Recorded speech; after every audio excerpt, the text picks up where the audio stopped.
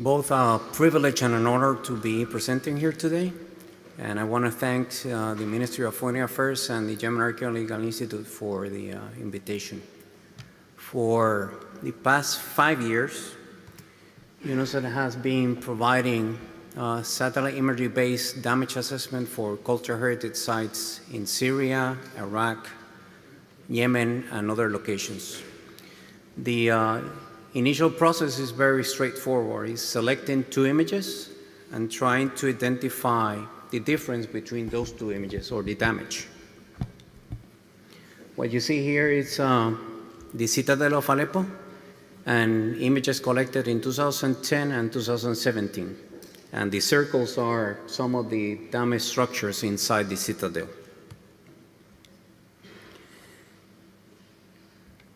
Understanding the damage and explaining what we see on imagery, it's then more difficult. What we have been trying is to combine the satellite images,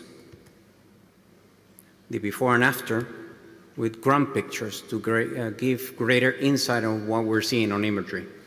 What you're seeing here is the north wall of the Citadel in an image collected in 2017 showing the damage, the severe damage to the northern wall.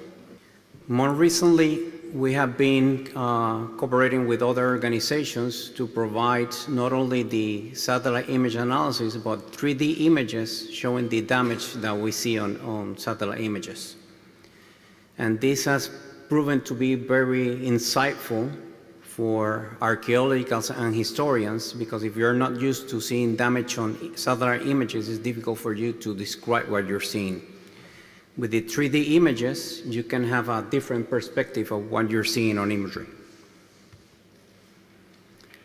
And more recently, we cooperated with a French company called Iconem to produce not only 3D images, but augmented reality.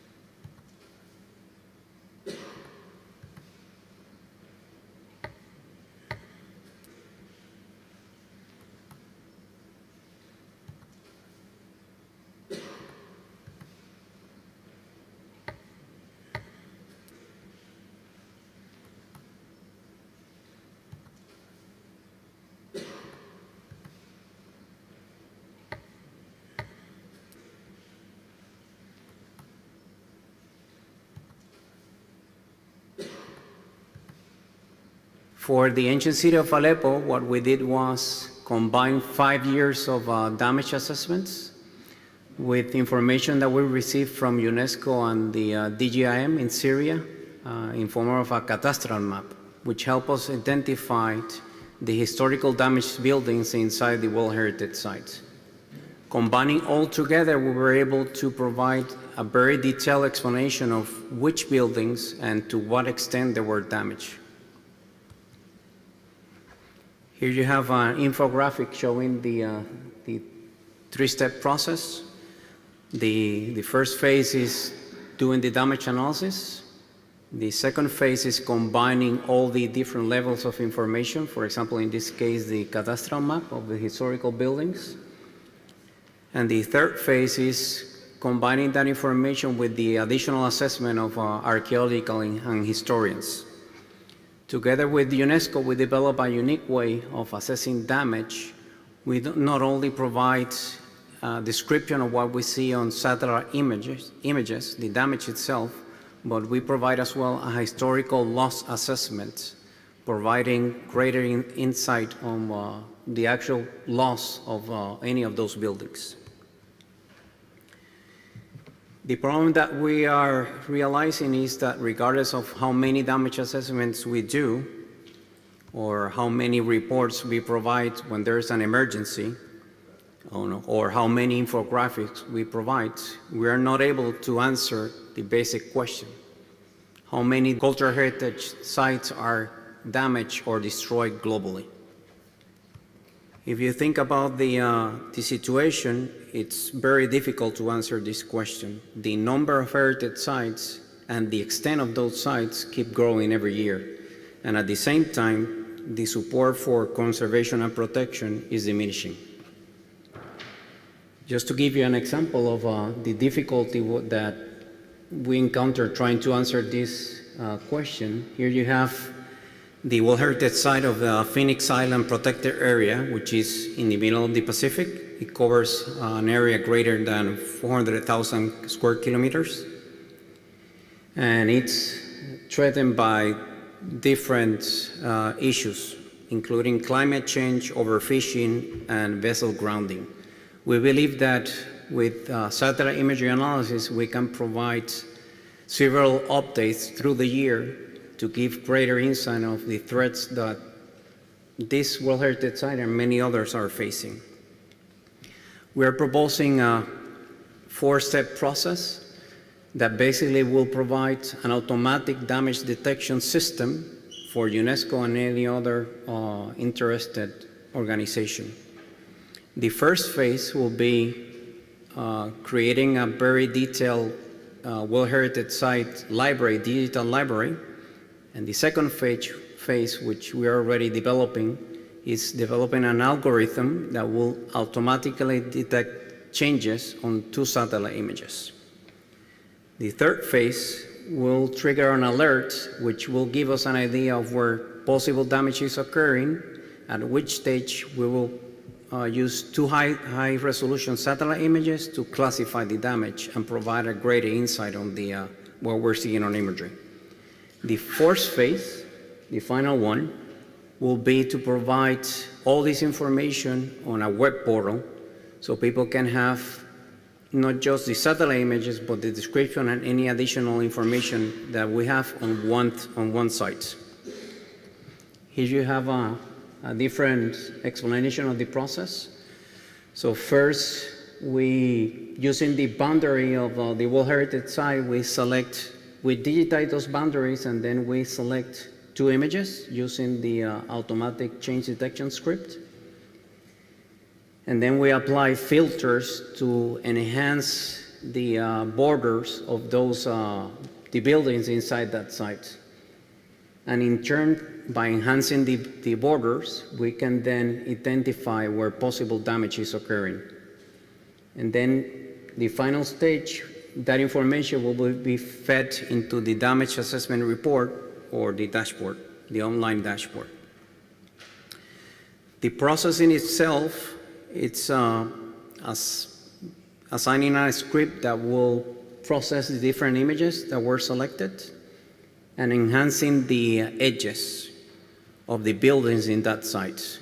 By doing this, we will be able to better identify where changes are occurring or where edges are missing.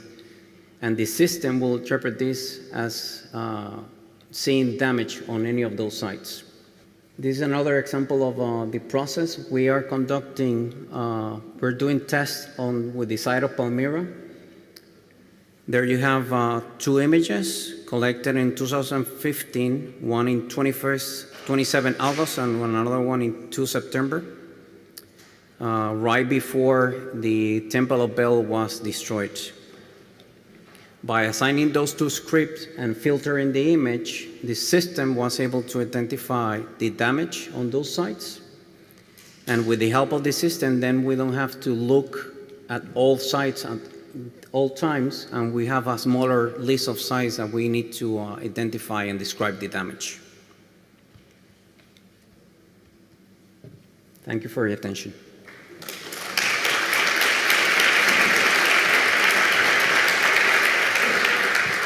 Thank you for being in time and for this wonderful presentation.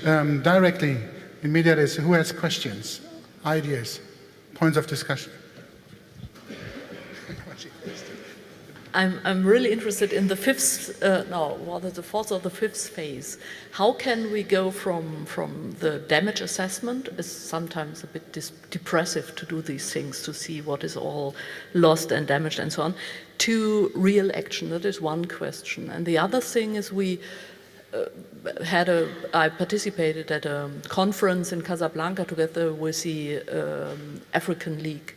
And most of the countries, they have no monument registers. So we have no idea what is there and what could be got lost. So how do you work together with others to have the information which cultural heritage really exists, and how can we go, for example, to support the colleagues in Iraq, in Mosul, or in the Yemen to come from the assessment of damages to real action? And this is not really an easy task to do. So the first phase of the project, what we're proposing is creating a digital library of World Heritage Sites. We want to start with the World Heritage Sites because at least with World Heritage Sites, we have at least printable maps that we can use to digitize the boundaries of those sites. At a later stage, then, we're thinking of expanding that list and doing cultural heritage sites. Maybe start with museums, which are more or less known where they're located, and then expand to religious places. But yes, it's true that the most important thing, even for the automatic process, is understanding the location and the boundary of those sites. Because with that information, the system can then identify the appropriate images to detect damages.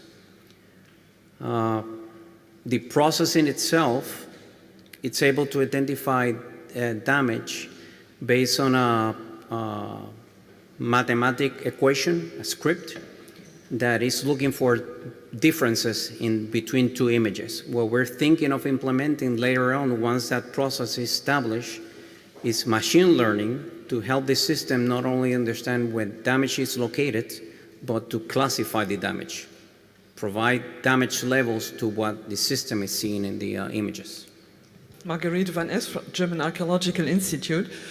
Such a program and processing of satellite imagery has been developed already some years ago by us here with the funding of this ministry. The problem at that time, so let's say, it didn't work quite well. Why? Because the availability of constant access to satellite imagery. We at that time tried to convince the Iraqi military authorities to implement this kind of detection methodology to their constant, let's say, daily work.